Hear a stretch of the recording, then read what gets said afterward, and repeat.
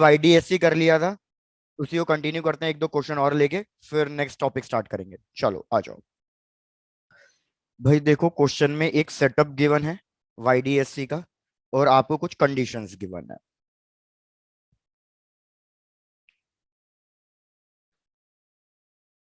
Let me draw the diagram.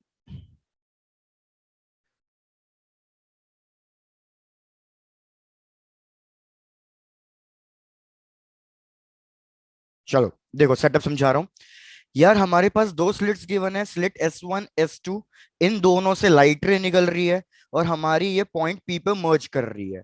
कितना angle given है हमें? हमें ये वाला एंगल गिवन है थीटा, तो this angle is also theta. दो स्लिट्स के बीच का डिस्टेंस स्मॉल डी, स्लिट्स और स्क्रीन के बीच का डिस्टेंस कैपिटल डी। और हमें डी की वैल्यू गिवन है कि डी की वैल्यू है 150 मीटर्स। हमने दो लाइट रेज ली हैं, मतलब इन दोनों की इंटेंसिटीज सेम है। I1 is equals to I2, you can take it as I। पहले यहां तक चेक कर लो, रिपीट कर रहा हूं। मैंने कहा भैया सिलेक्ट S1 S2 से दो लाइट रेज आ रही है, पॉइंट P पे मर्ज कर रही है। एंगल हमें गिवन है, कितना एंगल गिवन है? थीटा। डिस्टेंस D, उसकी वैल्यू गिवन है 150 मीटर्स। हमें नेट इंटेंसिटी बतानी है अलग अलग केसेस के लिए। फर्स्ट केस कि मुझे थीटा की वैल्यू 0 डिग्री गिवन है, ये थीटा की वैल्यू 0 डिग्री। सेकेंड केस कि इस थीटा की वैल्यू 30 डिग्री गिवन है। अब चेक कर लो आपको क्वेश्चन समझ में आया या नहीं। सर स्लिट्स के बीच का सेपरेशन है 150 मीटर। हाँ, स्लिट्स के बीच का सेपरेशन है 150 मीटर्स। ये वाले डी की जरूरत ही नहीं है, तो उन्होंने इसकी वैल्यू दी नहीं है, क्योंकि हमें नेट इंटेंसिटी निकालनी है, तो नेट इंटेंसिटी में इसकी जरूरत पड़ेगी नहीं।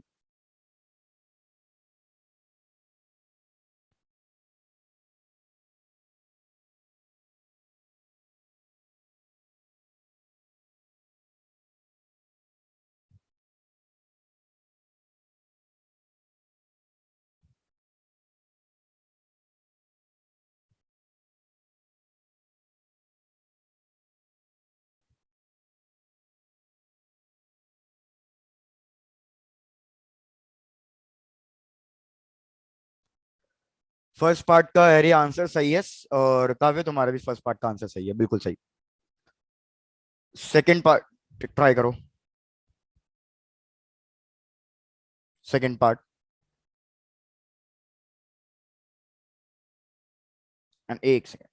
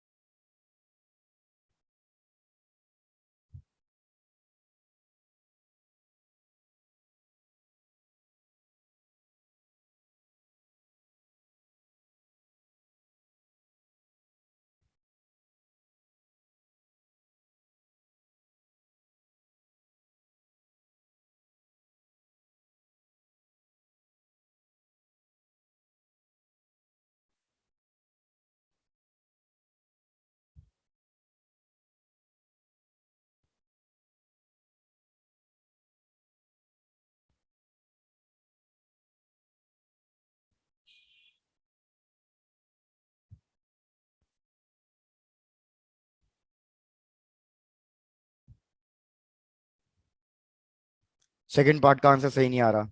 नहीं, मेरे ख्याल से आपने क्या कर दिया डायरेक्टली। काव्य एक बार सच बताओ क्या किया है इसमें। नेट इंटेंसिटी के फॉर्मूले में थीटा डाल दिया 30 डिग्री। गलत, गलत हो गया फिर। फर्स्ट पार्ट में आंसर फिर तुक्के में सही आ रहा है। भैया देखो, आई नेट के फॉर्मूले में अगर आप डायरेक्टली डाल रहे हो I1 + I2 + 2 तुम्हें क्या लगा, इतना सिंपल क्वेश्चन थोड़ी दे रहा हूं मैं। कॉस फाइ, यहाँ पे कॉस फाइ बेसिकली क्या होता है यार? हमारे पास ये फाइ बेसिकली फेज डिफरेंस है। याद है चीजें? फेज डिफरेंस किसके बीच में? Between the two waves.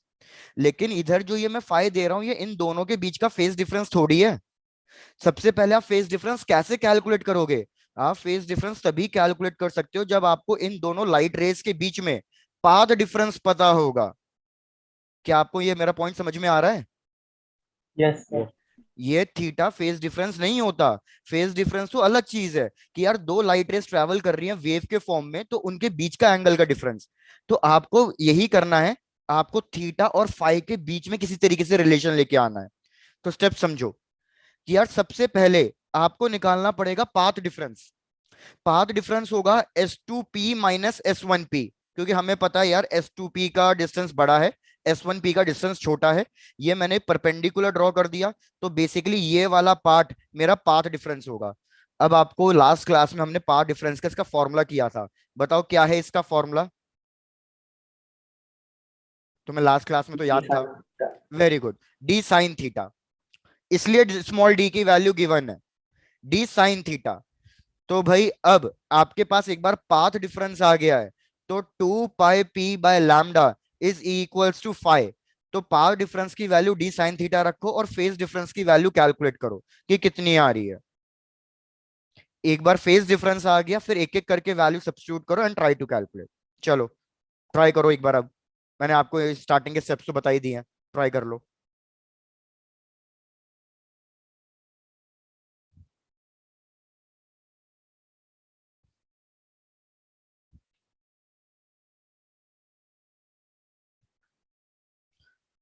और एक चीज मैं देना भूल गया हूं, that is I think wavelength. Wavelength हमें गिवन है, माय मिस्टेक, मैंने वेवलेंथ नहीं दी, दैट इज 300 मीटर्स। यहां लिख देता हूं पीछे, वेवलेंथ देना भूल गया था, दैट इज 300 मीटर्स। चलो,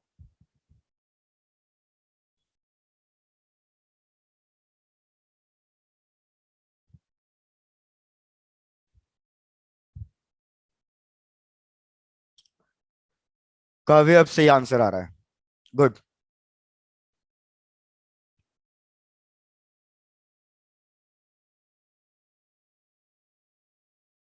हाँ फर्स्ट तो सही आ रहा है, फर्स्ट 4 आई, उसमें कोई करेक्शन नहीं है।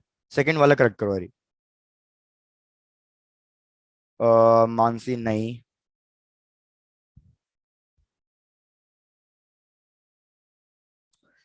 चलो लेट्स ट्राई टू कैलकुलेट।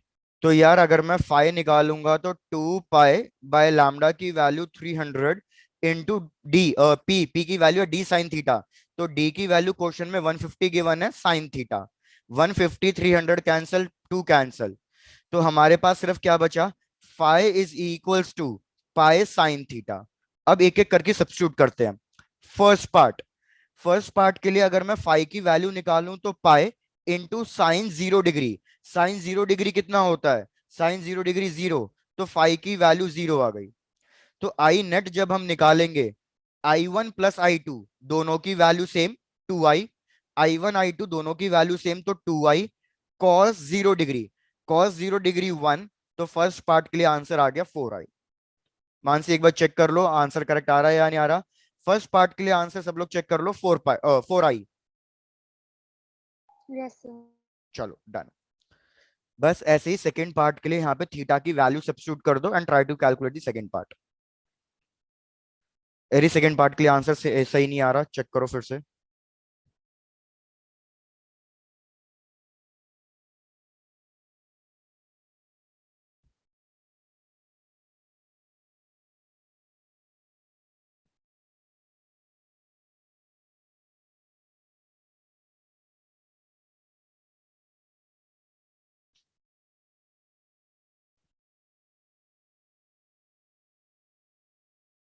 तो सेकंड पार्ट का अगर हम कैलकुलेट करेंगे तो सेकंड पार्ट में हम क्या कर रहे हैं, भैया हमें पता चल गया कि ये वैल्यू कितनी आ रही है, five is equals to pi sine theta. Theta की value 30 degree, sine 30 degree is half, तो हमारे पास फाइव आ गया, that is पाई/2।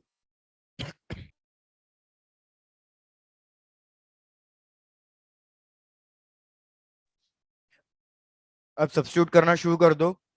I net is equals to I1 plus I2 plus 2√I1 I2 and cos पाई/2। Cos पाई/2 मतलब cos 90, ये term cancel out हो गया, तो हमारे पास आई नेट आ गया 2i। चलो भैया सॉल्व करो एंड खत्म करो इसे।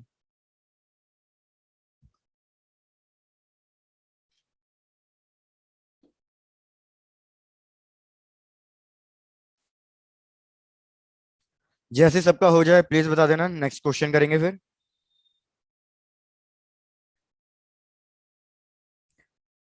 कौशिक एक बार चेक कर लो, कोई डाउट तो नहीं है? No sir. बढ़िया।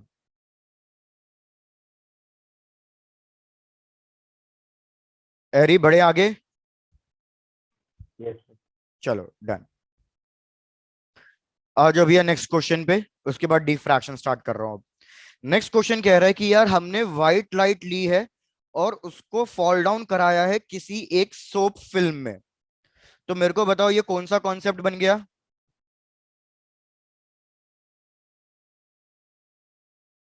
यार क्या हो गया, भूल जाते हो? रिपीट कर रहा हूं। मैंने कहा व्हाइट लाइट ली है और सोप फिल्म पे इंसिडेंट कराई है। तो अगर आप चेक करो ये दो कॉन्सेप्ट एक साथ हो गए। अगर हम व्हाइट लाइट को लेते हैं तो हमारे पास अलग अलग कलर के फ्रिंजेस बनते हैं, और अगर मैं सोप फिल्म के ऊपर फॉल डाउन करा रहा हूं तो फिर मतलब इसमें कॉन्सेप्ट हो गया interference due to thin films. तो दो कॉन्सेप्ट मिक्स है इसमें। क्वेश्चन कह रहा है कि हमने इस पे एंगल ऑफ इंसिडेंस, कितने एंगल पे लाइट रे फॉल डाउन कराई है? एंगल ऑफ इंसिडेंस गिवन है साइन इनवर्स ऑफ 4/5। प्लीज सब लोग चेक कर लेना, इंपॉर्टेंट क्वेश्चन। व्हाइट लाइट को सो फिल्म पे फॉल डाउन कराया था, angle of incidence sine inverse of 4/5। हमारे पास दो कॉन्जिक्यूटिव डार्क फ्रिंजेस मिल रहे हैं, टू कॉन्जिक्यूटिव डार्क फ्रिंजेस मिल रहे हैं। और वो कितनी कितनी वेवलेंथ के मिल रहे हैं? भैया हमें वो वेवलेंथ के मिल रहे हैं 6100 आर्मस्ट्रॉन्ग एंड 6000 आर्मस्ट्रॉन्ग। बस यही इंफॉर्मेशन गिवन है। रिफ्रैक्टिव इंडेक्स गिवन है सोल फिल्म का, दैट इज 4/3। इस बेसिस पे मेरे को कैलकुलेट करके दो thickness of the film, thickness of the film calculate करके दो। चलो पहले चेक कर लो सबको क्वेश्चन समझ में आया या नहीं आया।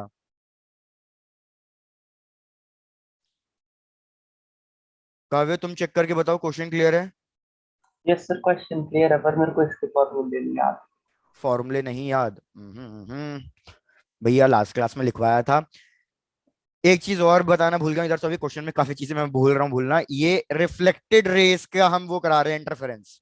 चलो तो मैं तुम्हें याद दिला देता हूँ। मैंने कहा था कि अगर हम थिन फिल्म्स की बात कर रहे हैं तो थिन फिल्म्स का मैंने आपको डायग्राम बताया था। हमारे पास मल्टीपल रिफ्लेक्टेड रेज आएगी और मल्टीपल कैसी रेज आएगी? ट्रांसमिटेड रेज आएगी। अगर मैं रिफ्लेक्टेड रेज के लिए बात कर रहा हूं तो मैंने कहा था बस आपकी जो कंडीशंस हैं वो इंटरचेंज हो जाएगी। जैसे कि अगर मैं इसमें ब्राइट फ्रिंज बनाना चाहता हूं तो ब्राइट फ्रिंजेस के लिए अब की बार हमारा पाथ डिफरेंस क्या होना चाहिए? हमारा पाथ डिफरेंस होना चाहिए 2n-1 λ/2। और इसको हम किससे इक्वेट कर देंगे? अकॉर्डिंग टू स्टोक्स लॉ मेरे को इससे इक्वेट करना है 2 μt cos r से। क्या याद आई ये वाली चीज? सिमिलरली डार्क फ्रिंजेस की बात करूं अगर, तो डार्क फ्रिंजेस के केस में पाथ डिफरेंस बन जाएगा n λ। और इसको भी मेरे को किससे इक्वेट करना है? 2 μt cos r से इक्वेट करना है, जहां पे r क्या है? एंगल ऑफ रिफ्रैक्शन होगा फर्स्ट रिफ्रैक्शन वाले केस में। क्या मेरे को डायग्राम भी ड्रॉ करके दिखाना है फिर से? No sir. ठीक है। सिमिलरली मैंने कहा कि अगर हम इंटरफेरेंस करा रहे हैं ट्रांसमिटेड रेस का, तो ट्रांसमिटेड रेस के लिए जो हमारी बिफोर कंडीशंस थी वो ही सेम अप्लाई होगी। क्या? कि यार अगर मैं ब्राइट फ्रिंजेस निकालना चाहता हूं तो ब्राइट फ्रिंजेस के लिए पाथ डिफरेंस होना चाहिए n λ। एंड अगेन इसको 2 μt cos r से ही इक्वेट करोगे। एंड नेक्स्ट, कि अगर आप डार्क फ्रिंजेस चाहते हो तो फिर से वही, that is p should be equals to 2n-1 λ/2 which must be equals to 2 μt cos r। चलो अब मैंने सब आपको बता ही दिया है। क्वेश्चन में चेक करो ऑलमोस्ट सब कुछ गिवन है। एंगल ऑफ इंसिडेंस गिवन है, रिफ्रैक्टिव इंडेक्स गिवन है, तो डेफिनेटली आप एंगल आर निकाल सकते हो। एंगल आर निकाल लिया। क्वेश्चन ने रिफ्लेक्टेड रेस के लिए डार्क फ्रिंजेस बोला हुआ है, तो रिफ्लेक्टेड रेस के लिए डार्क फ्रिंजेस का फॉर्मूले में म्यू पता है, कॉस आर की वैल्यू निकाल लोगे, एन देख लेना कॉन्जिक्यूटिव बोला हुआ है, वेवलेंथ गिवन है आपको। चलो try to solve now. Question में सारी वैल्यूज गिवन है आपको।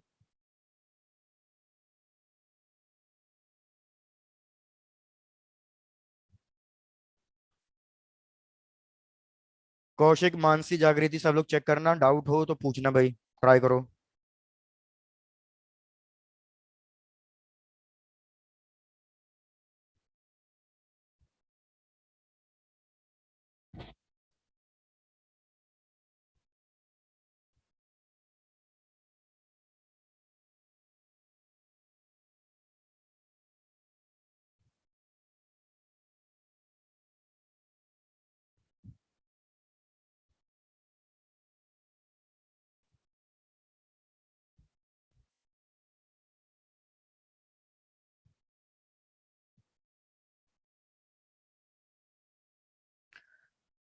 चलो आज साथ साथ सॉल्व करते हैं, नहीं तो ऐसे आज खत्म नहीं हो पाएगा ये।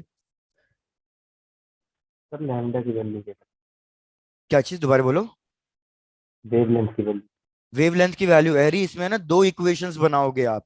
तो फर्स्ट वाली इक्वेशन में वेवलेंथ की वैल्यू आप कितनी लोगे, 6100 आर्मस्ट्रॉन्ग, और इसके लिए एन को एन ही रखो। नेक्स्ट वाली इक्वेशन में वेवलेंथ को लो 6000 आर्मस्ट्रॉन्ग, और ये कॉन्जिक्यूटिव डार्क फ्रिंजेस है, तो इसके लिए वैल्यू कितनी हो जाएगी, n+1 हो जाएगी। दो इक्वेशंस, दो वेरिएबल्स सॉल्व हो जाएंगे, तो हमारे पास टी की वैल्यू निकल के आ जाएगी। तो देखो मैं साथ साथ इक्वेशन करा रहा हूं। सबसे पहले अगर एंगल ऑफ इंसिडेंस हमें गिवन है साइन इनवर्स 4/5, तो मेरे को बताओ ये कौन सा एंगल हो गया। साइन 50, की वैल्यू कौन से एंगल पे 4/5 होती है, 53। 53, बिल्कुल सही। तो ये हो गया हमारे पास 53।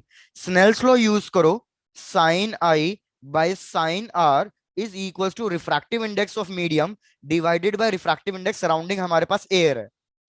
तो आपको refractive index of medium given है 4/3, साइन एंगल 53, साइन आर की वैल्यू बताओ कितनी आ रही है, मतलब एंगल आर कितना आ रहा है। 37। वेरी गुड, अगर कैलकुलेट करोगे तो साइन आर की वैल्यू 37 आ जाएगी। एक बार बाकी सब लोग चेक कर लेना कि साइन आर की वैल्यू 37 आ रही है या नहीं आ रही है। भैया आर की वैल्यू मिल गई, बस अब फॉर्मूले में सब्स्टिट्यूट करना है। For reflected rays dark fringes, पहला कि भैया 2 mu T cos 37 degree is equals to N lambda, N की value as it is wavelength 6100 Armstrong, equation 1। Second equation, 2 mu T cos 37 is equals to n+1 into 6000 Armstrong, equation 2। और इसको try करो solve करने की, और किसी तरीके से टी की वैल्यू निकालो।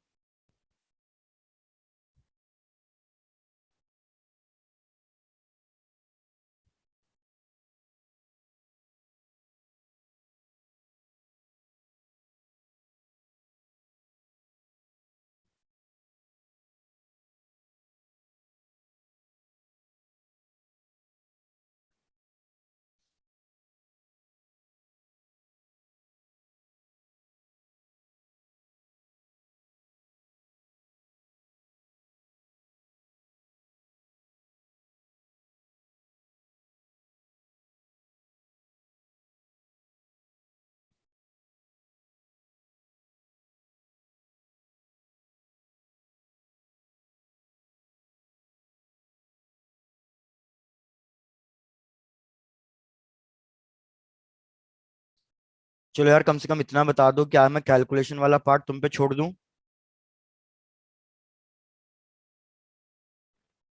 Yes sir. चलो डन। तो यार इसको सॉल्व कर लेना, मेरे पास सोल्यूशन है, तो मैं फटाफट बस ऐसे डायरेक्टली आंसर लिख देता हूँ कि फाइनल आंसर क्या क्या गिवन है मेरे को। भैया एन की वैल्यू सब लोग वेरीफाई कर लेना, 60 आनी चाहिए। और अगर यस। थिकनेस कैलकुलेट करोगे फिर एन की वैल्यू किसी भी एक इक्वेशन में सब्स्टिट्यूट कर देना, और आप थिकनेस निकाल लेना। थिकनेस का आंसर मेरे को गिवन है 1.7 इंटू 10⁻⁻⁵ चेक कर लेना इसको। आगे बढ़ते हैं नेक्स्ट कॉन्सेप्ट पे। भैया नेक्स्ट कॉन्सेप्ट है हमारे पास डिफ्रैक्शन, हो गया मतलब मैं। हो गया, यस बढ़िया सर। बढ़िया। डिफ्रैक्शन, डिफ्रैक्शन का मतलब है बेसिकली सिंगल स्लिट एक्सपेरिमेंट, कि यार हमने देखा कि जब स्लिट की ओपनिंग बहुत ज्यादा छोटी होती है, इधर ध्यान दे लो पहले, सिंगल स्लिट एक्सपेरिमेंट। यार आपको ये पता होना चाहिए कहाँ कहाँ रे ऑप्टिक्स अप्लाई होगा और कहाँ कहाँ वेव ऑप्टिक्स अप्लाई होगा। सपोज मैं कह रहा हूं कि ये हमारे पास कोई भी एक लाइट रे है। अगर ये कोई भी एक लाइट रे है तो इसकी कोई ना कोई वेवलेंथ होगी। अगर मैं इसको किसी एक ओपनिंग से पास कर रहा हूं, सपोज ओपनिंग का साइज ले लो ए, तो आप मेरे को बताओ किस केस में आप रे ऑप्टिक्स का कॉन्सेप्ट देखोगे और किस केस में आप वेव ऑप्टिक्स का कॉन्सेप्ट अप्लाई करोगे। आपको पता होगा ना कि क्या होना चाहिए रिलेशन। तो याद रखो स्लिट अगर वेट हमारे, हाँ बोलो। Equal to lambda. अगर क्या, slit width equal to lambda. फिर उस केस में, उस केस में डिफ्रैक्शन मतलब वेव ऑप्टिक्स। और रे ऑप्टिक्स के लिए, sir ray optics angle small. यार याद रखो कि अगर हमारा ए बहुत ज्यादा बड़ा है या इक्वल है वेवलेंथ के, तो उस केस में आप वेव ऑप्टिक्स अप्लाई नहीं करते, रे ऑप्टिक्स अप्लाई करते हो। लेकिन जब हमारी स्लिट विड्थ काफी छोटी होती है in comparison to wavelength of light, तो इस केस में हमारी लाइट रेज बेंड करती हैं फ्रॉम दी एजेस, तो इस केस में आपका वेव ऑप्टिक्स अप्लाई होता है।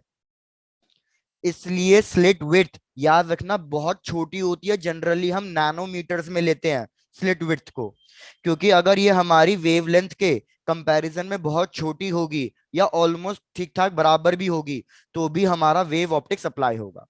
तो इधर हमने वही देखा कि जब हम ये लाइट रे को एक स्मॉल ओपनिंग से पास कर रहे हैं, तो हमारी ये लाइट रे कहीं ना कहीं एजिस से बेंड कर रही है, तो उस बेंडिंग ऑफ लाइट को ही हम क्या कहते हैं, डिफ्रैक्शन कहते हैं। अगर आपको इंटरफेरेंस समझ में आ गया था तो डिफ्रैक्शन तो बहुत ज्यादा इजी है। डिफ्रैक्शन का कॉन्सेप्ट समझो, आओ। सर दोनों के लिए एंगल सेम ही होगा। क्या चीज, दोबारा बोलो। रे ऑप्टिक्स और रे ऑप्टिक्स में तो एंगल स्मॉल ही रहेंगे ना। यार मेरे को समझ नहीं आया, रिपीट करो एक बार। जैसे रे और वेव ऑप्टिक्स की जो कंडीशन होगी उसमें एंगल दोनों में स्मॉल होगा। हाँ बिल्कुल। तो यार इधर कॉन्सेप्ट क्या है, सीधा सीधा देखो, बहुत सिंपल सी चीजें हैं। इधर हमने एक लेंस लिया और मैं इस लेंस पे लाइट रे को फॉल डाउन करा रहा हूं। अगर मैं इस लेंस से लाइट रे को फॉल डाउन करा रहा हूं, याद रखो लाइट सोर्स को हम फोकस पे रखेंगे, क्योंकि अगर लाइट सोर्स को मैंने फोकस पे रखा है तो आफ्टर रिफ्रैक्शन ये लाइट रेस कैसी इमर्ज आउट होगी, सारी की सारी parallel light rays emerge out होगी। अब हमने कहा कि सेंटर पॉइंट पे देखो, अभी भी सेंटर पॉइंट पे ये सारी लाइट रे हमारी मर्ज होगी। तो एक लाइट रे ये मर्ज हुई, एक लाइट रे ये मर्ज हुई, और एक लाइट रे ये मर्ज हुई। मुझे बताओ सबसे ऊपर वाली लाइट रे, फर्स्ट लाइट रे, और सबसे नीचे वाली लाइट रे, इन दोनों के बीच में फेज डिफरेंस कितना होगा और पाथ डिफरेंस कितना होगा। जीरो।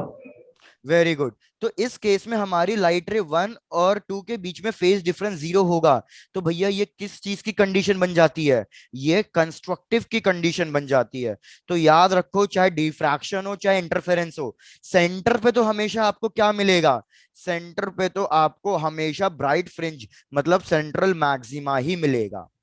तो जब भी हम एन की वैल्यू 0 लेंगे, याद रखना कि हमेशा सेंट्रल ब्राइट फ्रिंज ही मिलेगा।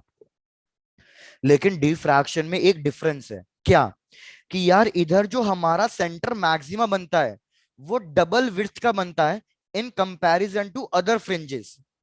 मेरे जो बाकी फ्रिंजेस हैं, याद रखना उनकी जो विड्थ है वो तो सेम रहेगी, लेकिन उनकी जो इंटेंसिटी है वो रिड्यूस होती जाएगी।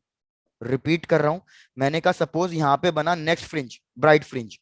अब इस ब्राइट फ्रिंज की जो विड्थ होगी वो एक तो इसके हाफ होगी। अगर मैं इसको 2 बीटा ले रहा हूं तो इसकी फ्रिंज विड्थ कितनी होगी, बीटा। अब सारे फ्रिंजेस की विड्थ सेम होगी, लेकिन इनकी इंटेंसिटी की बात करूंगा तो इंटेंसिटी पे क्या फर्क पड़ेगा, इंटेंसिटी हमारी रिड्यूस होती जाएगी। क्यों रिड्यूस होती जाएगी, अब वो चीज मेरे को आपको समझानी है। पहले यहां तक चेक करो, यहां तक कॉन्सेप्ट समझ में आया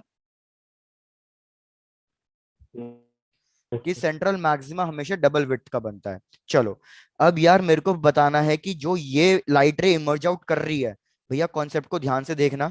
तो इस केस में मेरे को चेक करना पड़ेगा कि इस पॉइंट पी पे कितना पाथ डिफरेंस आ रहा है।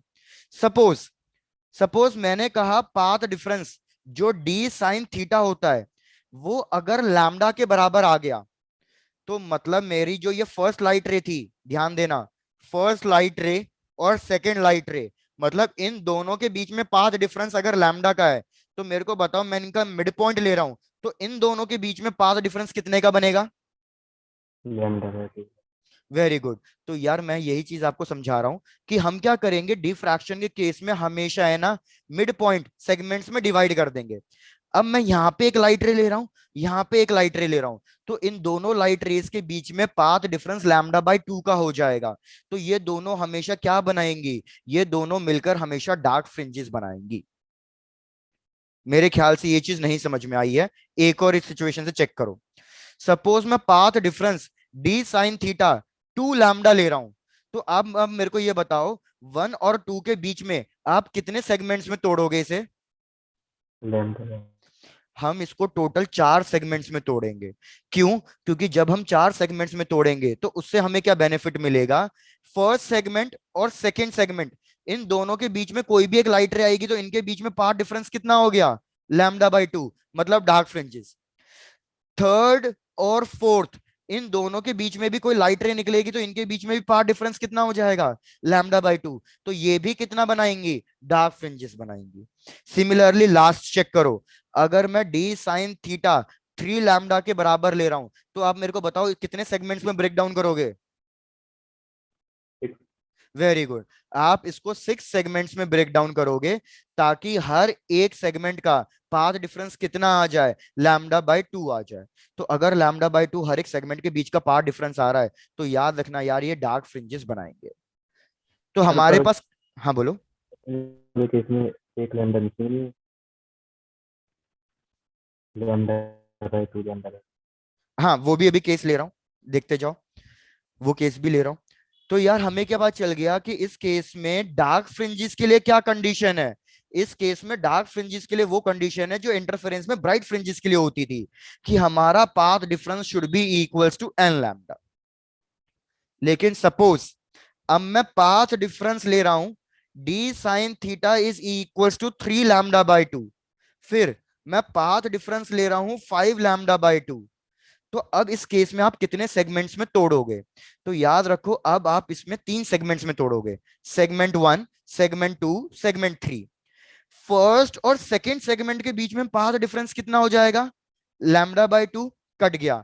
लेकिन अब थर्ड वाले को कैंसिल करने के लिए कोई भी नहीं है, तो सिंस थर्ड वाले को कैंसिल करने के लिए अब कोई भी नहीं है, तो ये थर्ड वाला हमारा क्या बनाएगा, अब ये थर्ड वाला हमारा ब्राइट फ्रिंज बनाएगा। सिमिलरली आप मेरे को बताओ, 5 लैम्डा बाय 2 में आप कितने सेगमेंट्स में तोड़ोगे इसे? 5। Very good. तो जब आप 5 सेगमेंट्स में तोड़ोगे, 1, 2, 3, 4, 5, तो पहले दो सेगमेंट्स की लाइट रे कैंसिल हुई लैम्डा बाय 2 से, दूसरे और तीसरे इसकी कैंसिल हुई, सेकेंड और थर्ड एंड फोर्थ की, cancel out cancel out, fifth वाला अकेला ब्राइट फ्रिंजेस बनाएगा। कोई बात नहीं रही। अब एक चीज चेक करके बताओ कि इंटेंसिटी रिड्यूस क्यों हो रही है। इंटेंसिटी रिड्यूस इसलिए हो रही है हर एक फ्रिंज की, बिकॉज इधर डार्क फ्रिंजेस कितने सेगमेंट बना रहे हैं, दो। लेकिन इधर डार्क फ्रिंजेस कितने सेगमेंट बना रहे हैं, इधर डार्क फ्रिंजेस हमारे 4 सेगमेंट बना रहे हैं, और बेचारा एक अकेला ब्राइट बना रहा है। सिमिलरली जब मैं 7 लैम्डा बाय 2 लूंगा, तो इसमें 6 सेगमेंट्स डार्क बनाएंगे और एक अकेला ब्राइट बनाएगा। तो भैया हमारे जो डार्क फ्रिंजेस बनाने वाले सेगमेंट हैं, वो इंक्रीज होते जा रहे हैं, तो इसलिए यहाँ पे हमारी इंटेंसिटी क्या होती जाएगी, इंटेंसिटी रिड्यूस होती जाएगी। तो मेरे को डार्क फ्रिंजेस के लिए भी कंडीशन पता चल गई कि, सॉरी, ब्राइट फ्रिंजेस के लिए, ब्राइट फ्रिंजेस के लिए क्या कंडीशन होगी, ब्राइट फ्रिंजेस के लिए कंडीशन होगी कि हमारा जो पाथ डिफरेंस है वो 2n-1 लैम्डा बाय 2 के बराबर होना चाहिए। चलो सब लोग चेक करो, अब सबको ये वाली चीज डिफ्रैक्शन भी समझ में आई या नहीं आई? Yes sir. Sir done. Consecutive वाले काटेंगे एक दूसरे को। हाँ कॉन्जिक्यूटिव वाले ही काटेंगे एक दूसरे को, क्योंकि उनके बीच में ही पाथ डिफरेंस लैम्डा बाय 2 का आएगा।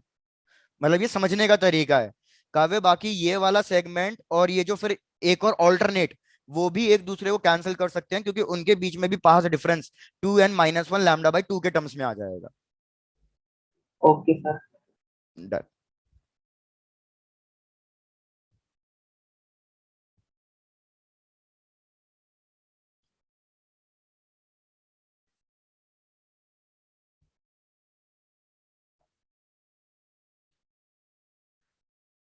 तो याद रखना डिफ्रैक्शन सबसे ज्यादा इजी है, क्योंकि इंटरफेरेंस पढ़ लिया, इसमें कंडीशंस बहुत क्लियर कट है कि कब हमारा ब्राइट फ्रिंजेस बनेगा, कब डार्क फ्रिंजेस बनेगा। चेक कर लो, इसी बेसिस पे फिर एक क्वेश्चन देता हूं।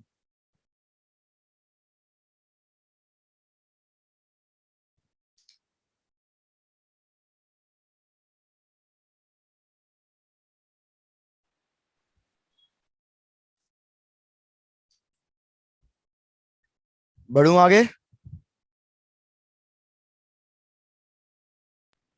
सर इसमें यस। +1 अरे यार तुम्हारी वॉइस बिल्कुल भी क्लियर नहीं आ रही, क्या बोल रहे हो, एक बार दोबारा बोलो। 2n+1 टू लैम्डा है। एन आप चाहे 2n-1 λ/2 लगा दो या 2n+1 λ/2 लगा दो, एक ही बात है, दोनों केसेस में आंसर सेम आएगा।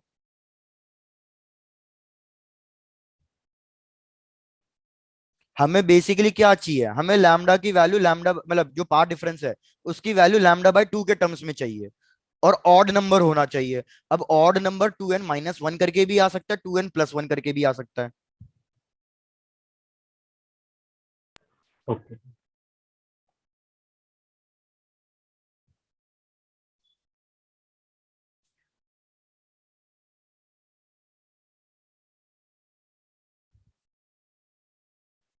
लेकिन याद रखना ये वाली कंडीशन चलेगी आपकी फर्स्ट मिनिमा की, सॉरी फर्स्ट मैक्सिमा। सेंट्रल वाले को मैंने आपको पहले ही बोल रखा है, सेंटर वाला फर्स्ट मैक्सिमा नहीं माना जाता, क्योंकि सेंटर पे तो हमेशा ही मैक्सिमम बनेगा। तो ये कंडीशन है आपकी फर्स्ट मैक्सिमा की। और ये वाली condition D sine theta is equals to lambda, ये कंडीशन किस चीज की है, फर्स्ट मिनिमा की। चलो मैं क्वेश्चन दे रहा हूं, क्वेश्चन ट्राई करो। क्वेश्चन कह रहा है कि हमने वाईडी ये अपना डिफ्रैक्शन एक्सपेरिमेंट स्टडी किया दो अलग अलग वेवलेंथ से। पहली वेवलेंथ हमें गिवन है 590 नैनोमीटर्स, और हमें दूसरी वेवलेंथ गिवन है 596 नैनोमीटर्स। रिपीट कर रहा हूं, सिंगल स्लिट में हमने दो बार स्टडी किया, एक बार हमने वेवलेंथ ली 590 नैनोमीटर्स, और एक बार 596 नैनोमीटर्स। हमें अपेरेचर स्लिट विड्थ गिवन है, slit width D is equals to 2 × 10⁻⁻⁶मीटर्स, ये गिवन है हमें। और हमें distance between the slits and the screen भी गिवन है, दैट इज 1.5 मीटर्स। क्वेश्चन क्या कह रहा है, calculate the distance between the calculate the distance between the positions of first maxima between of the two cases, first maxima of the two cases। चलो try करो, simple question ही है, बस थोड़ा सा कैलकुलेशन हो सकता है कि भैया मेरे को डिस्टेंस कैलकुलेट करना है फर्स्ट मैक्सिमा का, दोनों के अलग अलग केसेस का।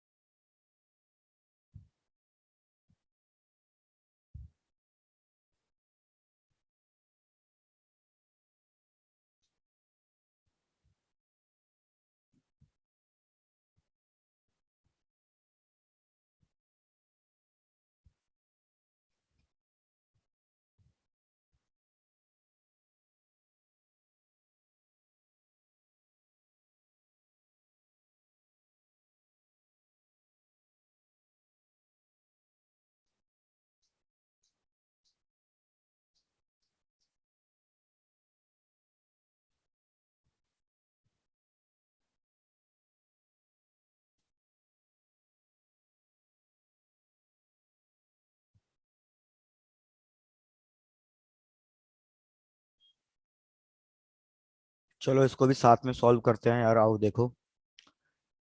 यार सबसे पहले आपको याद है पोजीशन का फॉर्मूला क्या होता था पाथ डिफरेंस के टर्म्स में, क्योंकि सबसे पहले तो मेरे को यही पता करना पड़ेगा कि फर्स्ट मैक्सिमा कौन सी पोजीशन पे बनेगा। एक्स का फॉर्मूला अगर किसी को याद हो, what is the formula for x.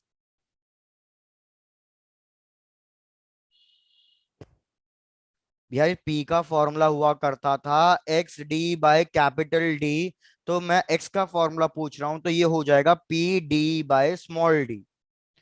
तो जैसे मैं सबसे पहले फर्स्ट केस के लिए निकालना चाह रहा हूं x1 की वैल्यू, तो पाथ डिफरेंस मैंने अभी अभी बताया, फर्स्ट मैक्सिमा के लिए पाथ डिफरेंस की कंडीशन क्या है, 3 लैम्डा बाई 2। तो यहाँ पे सब्स्टिट्यूट कर दो, पाथ डिफरेंस की जगह लिखूंगा 3 lambda 1/2 into capital D. Capital D की वैल्यू हमें क्वेश्चन में गिवन है, कितनी गिवन है, that is 1.5 metres, divided by small D की वैल्यू भी गिवन है 2 × 10⁻⁻6 मीटर्स। वेवलेंथ 1 की भी वैल्यू गिवन है, दैट इज 590 नैनोमीटर्स। तो इसकी वैल्यू भी सब्स्टिट्यूट कर देना, 590 नैनोमीटर्स मतलब 10⁻⁻9 1.5, और ये हो जाएगा 4 इंटू 10⁻⁻6। सिमिलरली फिर आप x2 निकालोगे दूसरी वेवलेंथ के लिए, सेम फॉर्मूला रख के कि भैया 3 इंटू दूसरी वाली के लिए 596 into 10⁻⁻9 into 1.5 divided by 4 into 10⁻⁻6। बस आपको सॉल्व करने के लिए क्वेश्चन क्या कह रहा है, x2 माइनस x1 की वैल्यू सॉल्व करने के लिए कह रहा है। कौशिक चेक करो, अक्षिका चेक करो, क्वेश्चन पूरा समझ में आया, एरी, काव्य, डन, यस सर। बढ़िया। तो बस ये कैलकुलेशन पार्ट है, इसको कंप्लीट कर लेना है भाई, x2 माइनस x1 की वैल्यू सॉल्व करके बता देना।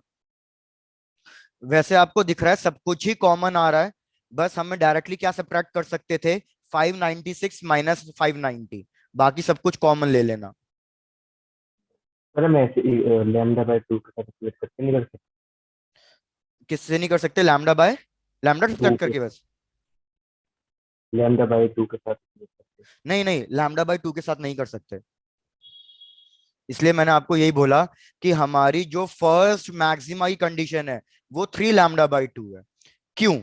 क्योंकि यार आप एक बताओ कि अगर आप कह रहे हो कि λ/2 ले लेता हूं मैं, path difference is equals to λ/2, तो इसको आप कितने सेगमेंट्स में ब्रेक डाउन करोगे, कोई सेगमेंट ही नहीं बचा, एक ही सेगमेंट बचा। और अगर एक ही सेगमेंट बच रहा है तो ये किसको कैंसिल आउट और किसको क्या करेगा, तो हमारी जो वैल्यू है वो उसी से स्टार्ट होनी चाहिए, दैट इज 3 λ/2 से।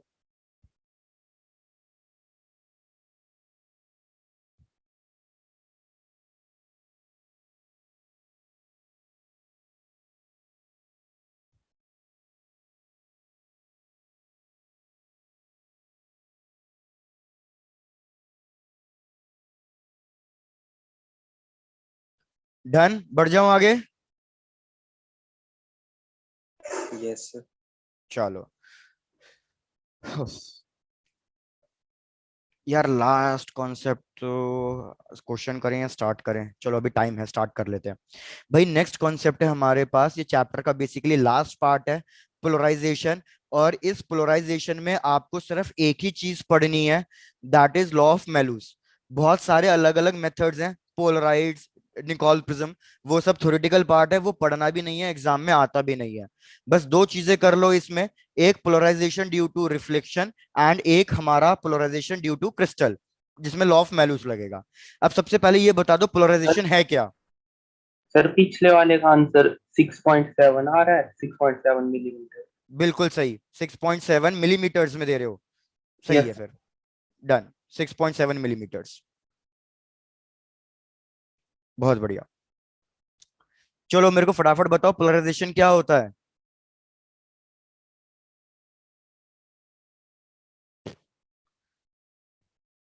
भाई लाइट किस टाइप की वेव है ये बता दो। अनपोलराइज्ड। वो तो अभी समझा रहा हूँ, चलो इधर देखो, कंफ्यूज पूरा। भाई लाइट हमारे पास इलेक्ट्रोमैग्नेटिक वेव है, तो पहले यही समझ लो इलेक्ट्रोमैग्नेटिक वेव का मतलब क्या हुआ, मतलब combination of electric field and magnetic field. और वेव तभी प्रोड्यूस हो सकती है जब ये चीज कोई वाइब्रेट कर रही हो।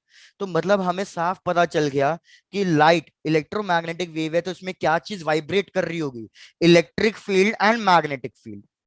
तो यार कॉन्सेप्ट बिल्कुल सीधा सा है कि अगर मैं ये एक लाइट ले रहा हूं, मैं कह रहा हूं कि लाइट हमारी ट्रैवल कर रही है towards the right hand side, तो ये हो गया भैया एक्स एक्सिस, कि जिसमें हमारी वेव ट्रैवल कर रही है।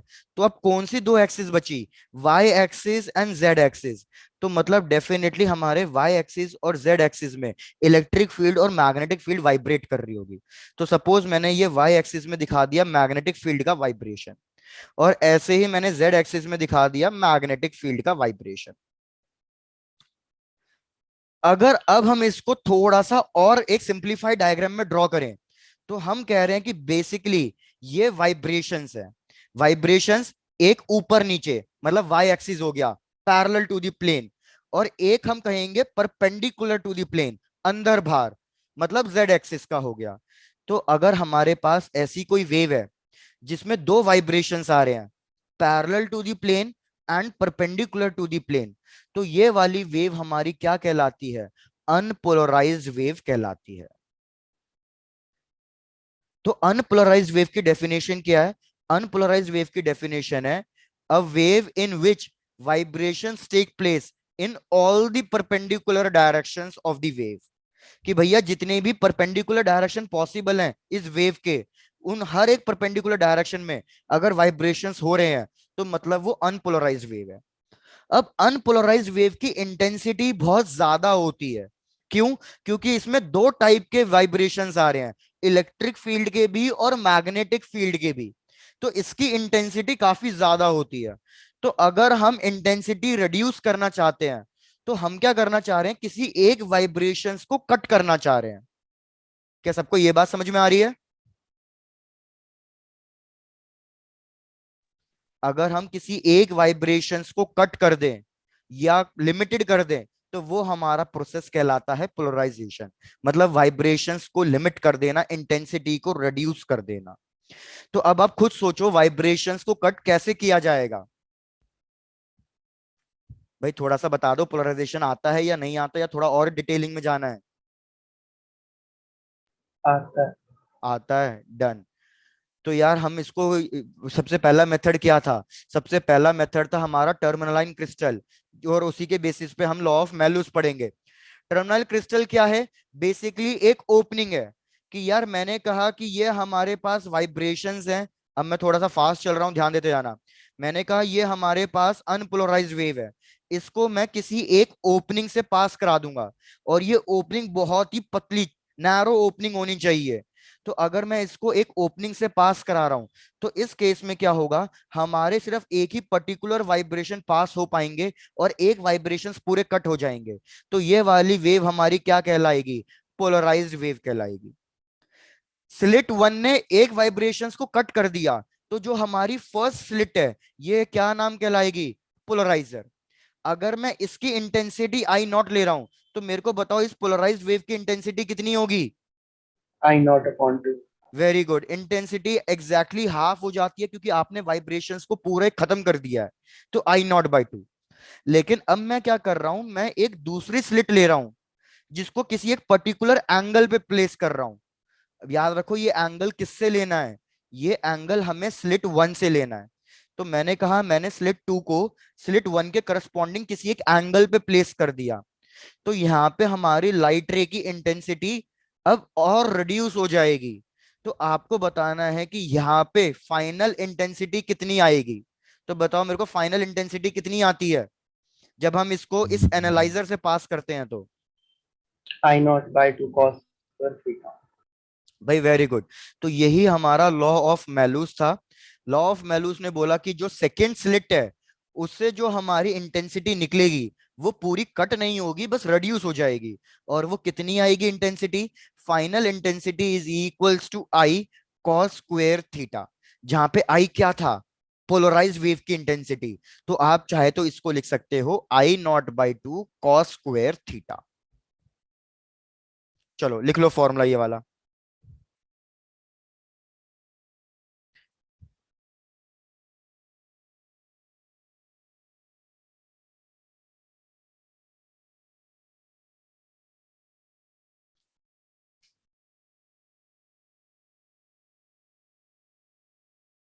इसी के बेसिस पे बस एक क्वेश्चन करेंगे, दैट इज मोस्ट इंपॉर्टेंट। उसके बाद और कुछ नहीं करना है अभी। एक ही क्वेश्चन में सारा काम हमारा खत्म हो जाएगा लॉ ऑफ वैल्यूज का। जैसे ये कंप्लीट हो जाए बता देना, फिर क्वेश्चन ट्राई करते हैं। डन। डन। चलो भैया देखो क्वेश्चन क्या कह रहा है। क्वेश्चन कह रहा है कि हमने ली है टोटल 3 स्लिट्स। ये मेरे पास हो गई स्लिट S1, यहां पे स्लिट S2 और बीच में हमने रख दी है स्लिट S3।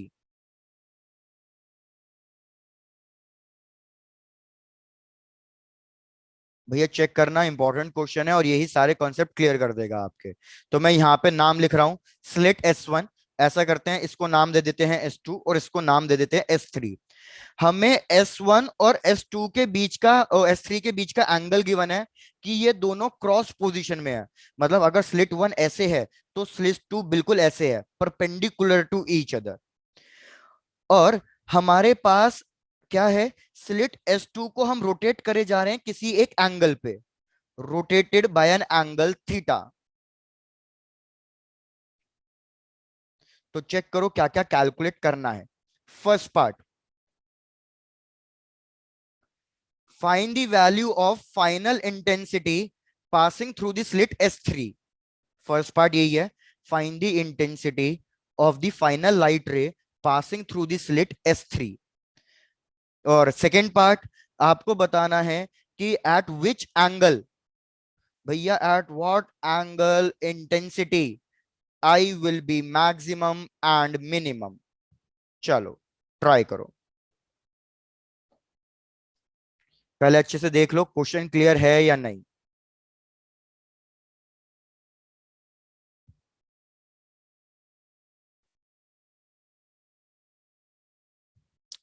नहीं है रही, गलत है आंसर।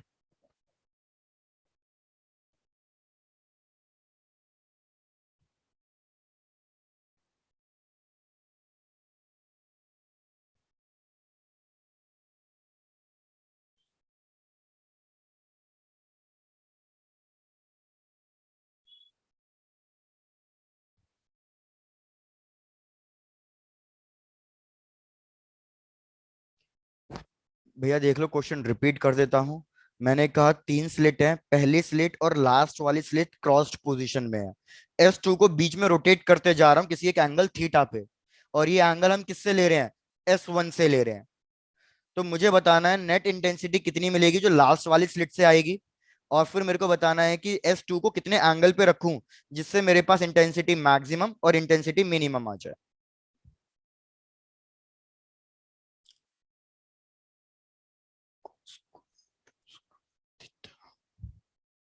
ठीक है, देखते हैं भाई कब है डन।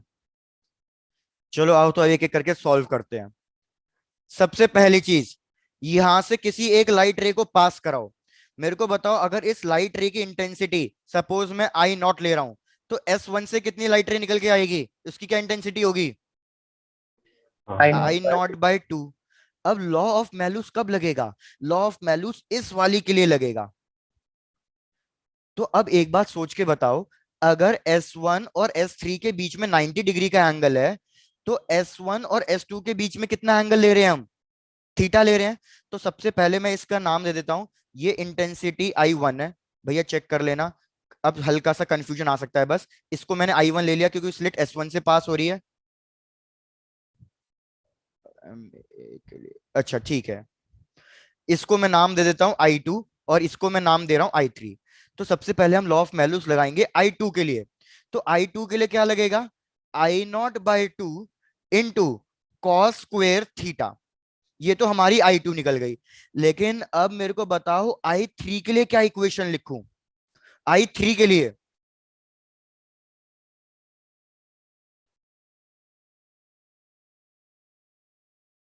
I3 के लिए हम लिखेंगे I2 cos square.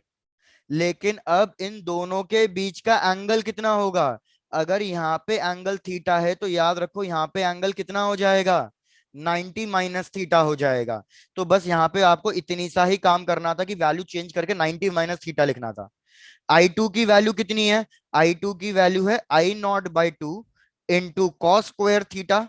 Cos square 90 minus theta किस में कन्वर्ट हो जाएगा, साइन स्क्वायर थीटा में। मेरे पास I3 की वैल्यू आ गई जो क्वेश्चन ने फर्स्ट पार्ट में पूछा था। यहां लिख रहा हूं फर्स्ट पार्ट का answer, I net is equals to I naught by 2 cos square theta into sine square theta. लेकिन इसमें अब एक दिक्कत चल रही है। क्या दिक्कत चल रही है कि यार इसमें कॉस भी आ रहा है, साइन भी आ रहा है। किसी एक ही ट्रिग्नोमेट्रिक रेशियो में कन्वर्ट करने की सोचो, तो क्या आपको याद है साइन टू थीटा का फॉर्मूला? साइन टू थीटा का फॉर्मूला क्या होता है, बताओ मेरे को? 2 sin cos। Two sine theta into cos theta. लेकिन इधर स्क्वेयर है, तो दोनों साइड स्क्वेयर कर देंगे, तो हमारे पास आ जाएगा 4 sin² theta into cos² theta. तो वही चीज यहां पे भी करो, 4 से ही मल्टीप्लाई करो, 4 से ही डिवाइड करो, ताकि आप इसको एक आइडेंटिटी में कन्वर्ट कर सको। तो जब आप इसको एक आइडेंटिटी में कन्वर्ट करोगे, तो हमारे पास आएगा I0/8। 4 cos² theta into sin² theta किस में कन्वर्ट हो गया? sin²2 थीटा में कन्वर्ट हो गया। This is the answer for the first part.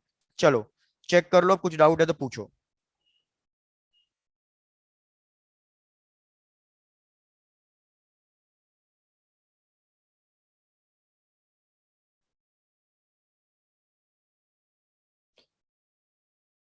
Akshika, जागृति चेक करो, कोमल।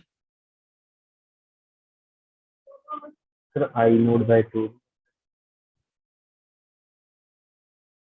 अच्छा, आप सेकंड पार्ट का आंसर बता रहे हो क्या? No sir, I0/2। I0/2 किधर, इसमें कह रहे हो यारी? Yes sir. अरे नहीं, समझे नहीं। मैंने 4 से ही मल्टीप्लाई किया, 4 से ही डिवाइड किया, तो मैंने 4 cos² थीटा इंटू sin²थीटा, इसको तो मैंने sin²2 थीटा में कन्वर्ट कर दिया। तो बस 4 × 2 क्या बचेगा? 8।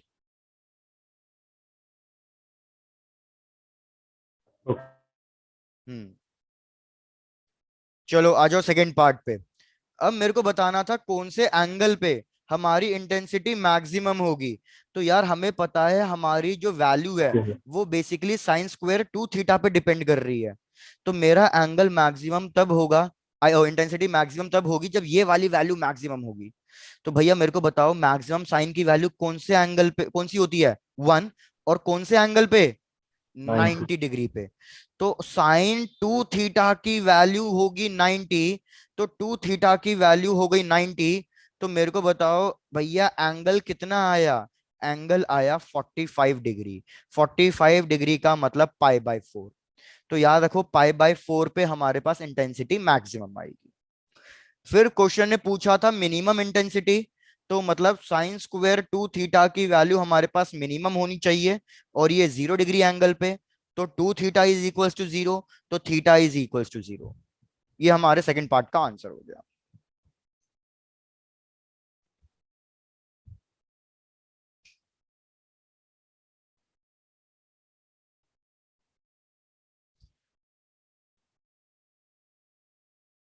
चेक कर लो, ये क्वेश्चन आया हुआ क्वेश्चन है, कोई दिक्कत तो नहीं हुई इस क्वेश्चन में?